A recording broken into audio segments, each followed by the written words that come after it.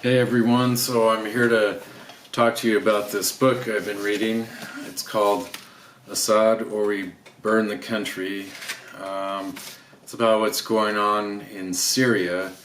I don't think the world really knows how bad things are there and how bad the regime is there. First of all, I'll show you if you're not quite sure where Syria is. There it is, right here. There's Lebanon, Israel, Jordan, it's hard to see upside down, but Iraq and Iran, but again, that's Syria there. But the Assad family has been in charge of Syria since 1970, for a half a century. The current leader is Bashar Assad, who portrays himself as an innocent guy who's conducting the current war to fight terrorism, which is what the same words his father would use when he would execute thousands of people. His father is Hafez Al Assad, who died in 1980, and then Bashar took over. But first, I'll start by mentioning the name. Okay, so Syria has, of course, a secret police. They're known as the Mukhabarat, and they have their fangs. They have a grip on every sector of life in Syria. Everyone is basically being watched publicly and privately. They've got everyone living in fear. Now the only Western reporter that was permanently based in Damascus, and he was there for 2 years from 2012 till almost 2015, was Sam Dagher, the author of this book. And it's a big book, but I'm telling you, if you want to know what's going on in Syria and what's happened in basically the last 50 years in Syria, this book gives you the last half century of what's happened there. And this is Sam Dagher here, and I'll read this paragraph. He has reported in the Middle East for more than 15 years, including for the Wall Street Journal and the New York Times, and has covered the Iraq War and Arab Spring uprisings. The journal nominated Dagher's work from Syria for the Pulitzer Prize. So I wrote down some stuff that I've read in this book, some interesting tidbits from the book, so I'll share with you now. Now, first of all, Bashar Assad, the current president, has made people choose between starving to death and surrendering to him. So if you don't surrender to him, you starve to death. Like I said, the Assad family has been in power almost a half a century, which is, in that time, we've had 8 presidents here in the U.S., dating back to Nixon, I think. On March 18th, 2011, the Arab Spring started. I think that was all started in Tunisia, where basically people just rise up and start protesting. And social media actually had a lot to do with being able to get all that organized. So the social media was pretty powerful. I'll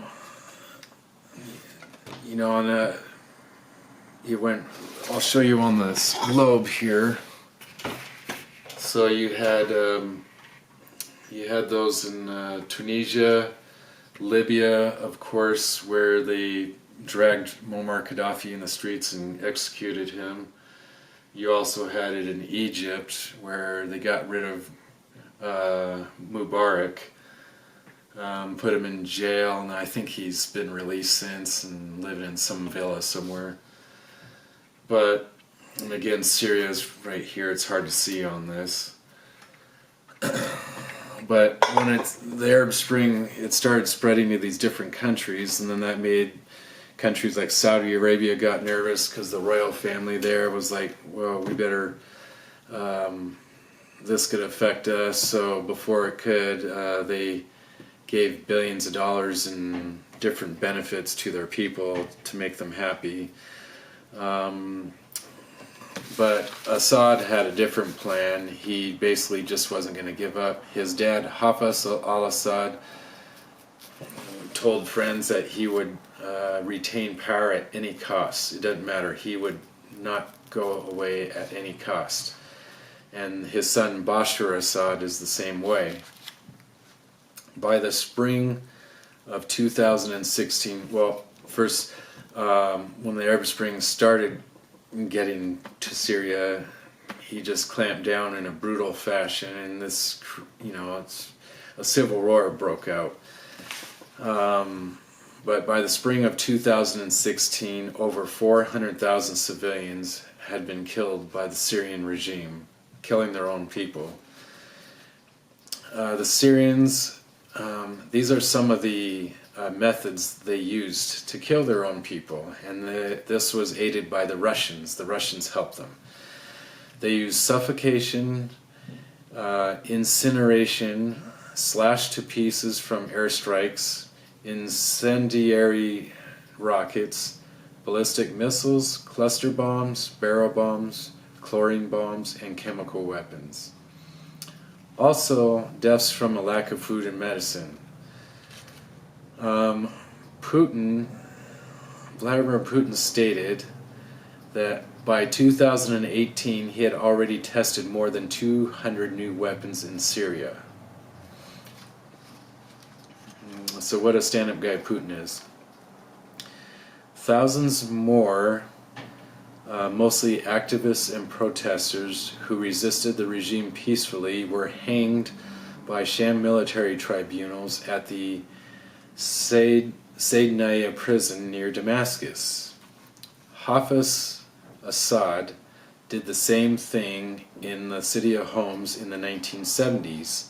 He used medieval torture and killed many more at the Mukhabarat secret prisons and dungeons. Again, the Mukhabarat is the name of the secret police in Syria. So he tortured and killed thousands in their dungeons and prisons. So, like father, like son. This Bashar is doing the same like his dad. Bashar used UN food rations, which were bought by countries that oppose the Syrian regime.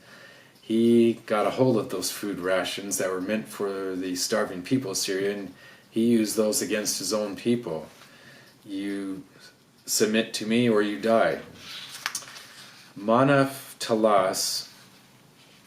Okay, first I have to mention the Assad family has been in charge of Syria for a half a century, but their sidekick family, the family that's helped them the whole way, their last name is Talas. So the Talas family has basically been, the supporting family for the Assad family, and they've been loyal to them at any cost. Mustafa Talas was around the same age as Hafez Assad, the president that died in 1980. So Hafez Assad and Mustafa Talas were great friends. Now Mustafa Talas had kids. One of his kids is Manaf Talas, and Manaf Talas was an army commander, and his father, and he was friends with Bashar Assad. Now, this isn't a continuous story I'm giving you. I'm just giving you tidbits from the book, just to show you, some highlights. So, there's this artist named Khalid Al-Kami. Again, his name is Khalid Al-Kami. He's an artist in Syria. His father was named Hikmat Al-Kami and was an ophthalmologist who was tortured to death in 1982 by Hafez Assad's forces because he treated injured citizens in the city of Hama after it was leveled and regime opponents were sent to the gallows. At least 10,000 were killed and thousands more went missing. So again, this artist's dad was executed by Hafez Assad's regime because he was treating the injured innocent civilians. That's how sick these people are. Now, Mazen Darnish is a human rights lawyer, and his colleague is Razan Zatach. They met with a Kurdish political leader to discuss trying to find a way to protest the Assad regime. And they figured the Kurds, who are the most repressed in the region, would somehow want to partner with them. And so anyways, they, on March 6, 2011, in a square called Marjay Square, they had a protest with 300 people holding posters of political prisoners. Then all of a sudden, hundreds of security personnel who had been hiding in nearby buildings in the stairwells came running out from hiding and arrested dozens of them. I also should mention Syrian state. There has been a Syrian state of emergency since 1963, which was instituted by the ruling Ba'ath Party, and this allowed the Mukhabarat, the secret police, to detain, hold, torture, and kill anyone deemed a threat to the regime. On March 8, 1963, Hafez Assad, and again, Hafez Assad is the father of this guy, Bashar Assad. But in 1963, Hafez and his comrades overthrew the secessionists, and then tanks rolled in and occupied key facilities, including the army headquarters, the state broadcasting headquarters, and the Ba'athist Party called this move their revolution, and they instituted martial law. Hafez and his comrades ruled Syria through the National Council for the Revolutionary Command. And they conducted a purge, replacing hundreds of officers and public servants with loyal Ba'athists. Now, political parties, clubs, associations, and newspapers were shut down. Protests erupted in April 1963, and security forces went in and killed 50 of them. There was an attempted coup that was crushed, and those involved were taken to tribunals and then immediately executed by firing squad. Imagine that happening in this country here in the U.S. You protest something going on in the government, and then you're executed. That's why the world needs to know about all this, because again, after World War II, after what Hitler did, everyone would say the world can never let this happen again, but it's been happening in Syria for the last half century. So the survival and self-preservation were Hafez Assad's main objectives in all the crises. Again, his survival and self-preservation were his main objectives. His personal interests were above all else in the country, and that's what in this book, Bashar Assad's the same way. He's destroyed the whole country of Syria. It's just destroyed. It's going to take hundreds of billions of dollars to rebuild and decades to rebuild, and it'll probably never be what it once was.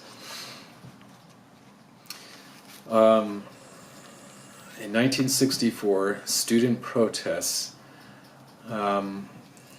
There were student protests in 1964, and Mustafa Talal sent in tanks with orders to kill student leaders. Again, there was a student protest, and the military leader sent in tanks to kill the students. Hafez Assad became defense minister in 1966 after President al-Hafez surrendered. Salah Jadid became president and army chief. Now, there is a quid pro quo with the Americans with regard to Syria, and that is Hafez Assad could do whatever he wanted to do as long as he left Israel alone and didn't attack them or do anything with them.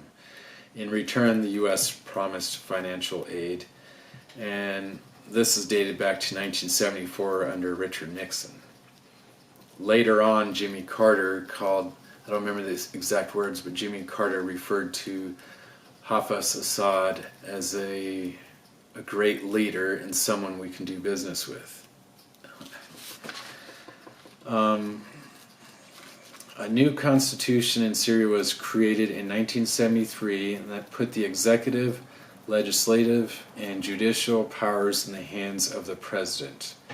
And that was, of course, under Hafez Assad, because he took over 3 years prior to this. The title of the song for the army's battle cry is "Our Leader Forever, Hafez Al Assad."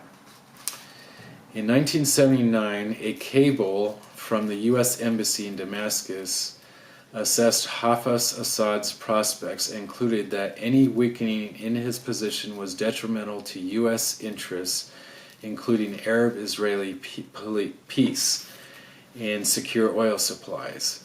While we have our differences with Assad, particularly in terms of his tactics, many of his policies have worked to our advantage and in favor of stability in the area.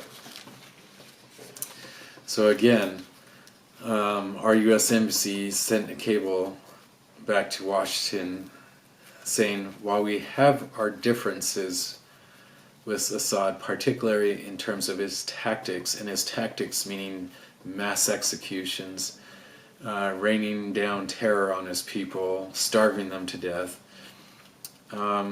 those are his tactics. So this cable said, while we have our differences in terms, especially in terms of his tactics, many of his policies have worked to our advantage and in favor of stability in the area. I guess that's why I couldn't work in the government, because I would have too much of a conscience, and if I knew what was going on, to write a cable like that, I would be wanting to write what he's doing to his people and broadcasting that to the world, because it's completely unacceptable. And it's still going on today. The world is letting the Assad family rain down terror on these poor Syrian people for 50 years. In March of 1980, anti-regime protests erupted all over Syria, and these people from all walks of life were involved. Diplomats, doctors, engineers, filmmakers, intellectuals, lawyers, students, workers, teachers, and many more.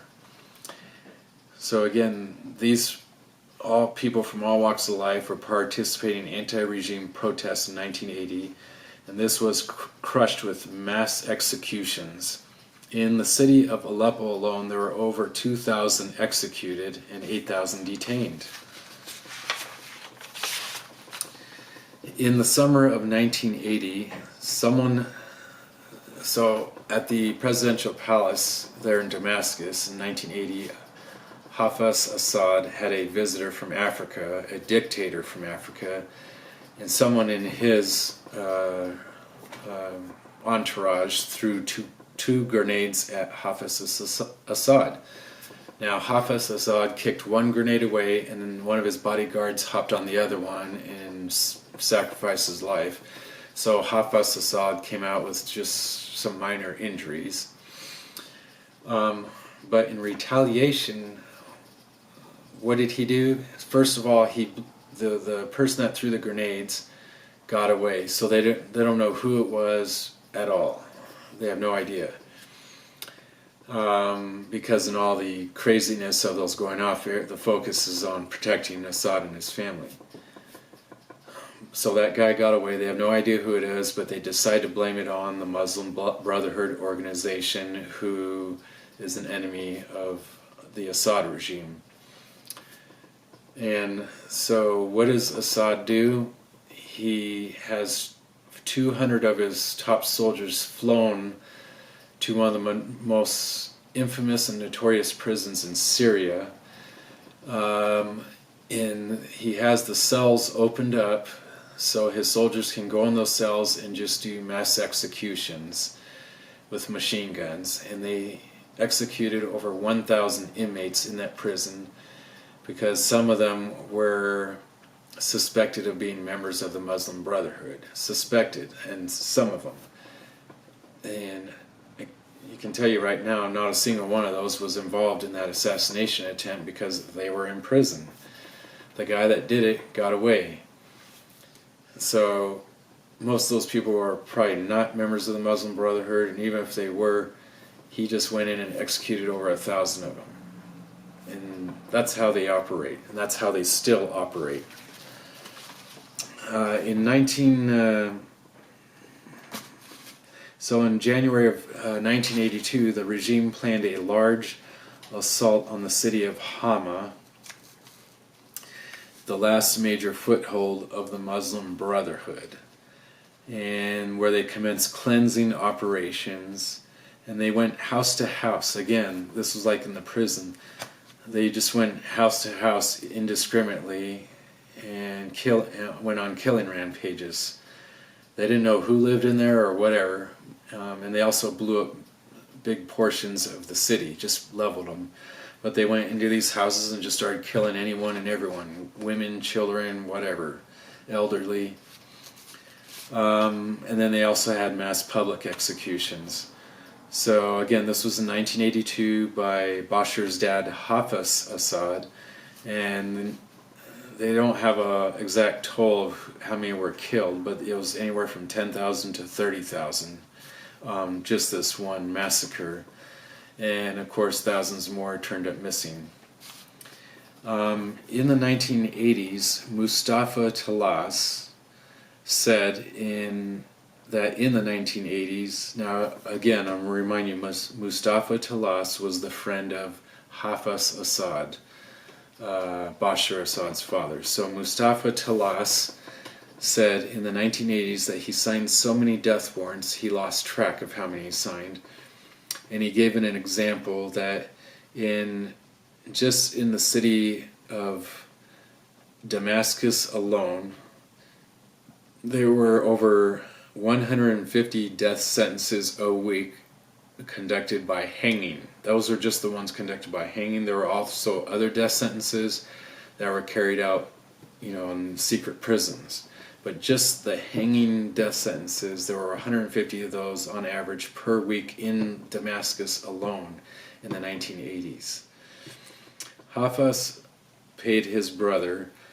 Okay, first I have to mention that Hafez Assad has a brother named Rifat Assad. Now Rifat Assad was a brutal killer, and he was responsible for executing thousands and torture and just torturing, just a brutal psychopath. He was planning, well, I'll mention that Hafez Assad had a heart attack in the early 80s, and while he was recovering, his brother Rifat was planning a coup, or at least that's what Hafez Assad thought. He thought his brother was planning a coup. So he sent his friend Mustafa Talas and some of his henchmen to go visit Rifat Assad. Now, Hafez Assad told his friend Mustafa, if you have to execute my brother, just do it. But they decided against that because Rifat had many supporters that would turn on Hafez Assad if he executed his brother. So his solution was to call his friend in Libya, Muammar Gaddafi, and this is Hafez Assad. He called his friend Muammar Gaddafi in Libya and asked him for some money to give to his brother Rifat to pay him to just leave Syria. So Muammar Gaddafi gave him $200 million. Now keep in mind this is in 1984. That's probably $500 million in today's dollars. But so Muammar Gaddafi gave Hafez Assad $200 million to give to his brother Rifat Assad to leave Syria. And so he eventually moved to France in exile. And you're probably wondering, well, why would France take someone like that? Well, there were terrorist attacks on French interests in the region and in France. And Hafez Assad negotiated with the French, saying, I can eliminate that problem for you if you take my brother in. So they did, and Hafez, or Rifat, moved, and he lives in a big mansion in France, in Paris. He also has homes in Spain, but so that's something else, I think. $200 million just like that to leave. But his brother is a horrible, horrible war crimes criminal, and he's living in the lap of luxury. Although I did read they pressed money laundering charges against him in France. I'm not sure what's resulted from that. But also Bashar Assad's older brother, Bassel, who's another son of Hafez Assad, he died in 1994, and he was being groomed to succeed Hafez Assad, but he was in a car wreck in 1994. So Bashar Assad was the one selected to take over. But Bassel died at the age of 32 in 1994, but he had hundreds of millions of dollars in banks in Austria by that time. Now, so these are just some tidbits from this book. And again, I just don't understand how this is still going on today. How in a modern day world, how can you have tyrants like this? And especially lately, the last 8 years, what he's done to his country, he's completely destroyed it, along with the help of the Russians. But, you know, I thought the world wasn't supposed to let this happen after World War II, after what Hitler did. But these guys are almost worse. So, but anyways, that's it for now. And again, if you want to know, this is an excellent book. Again, it's by Sam Dagher, Assad or We Burn the Country. If you want to know about Syria and its history and what's going on today in the last 50 years, I recommend this, and I'll put a link, an Amazon link, so if you're interested in it, you can just click on that and you'll be able to buy it. So thank you very much.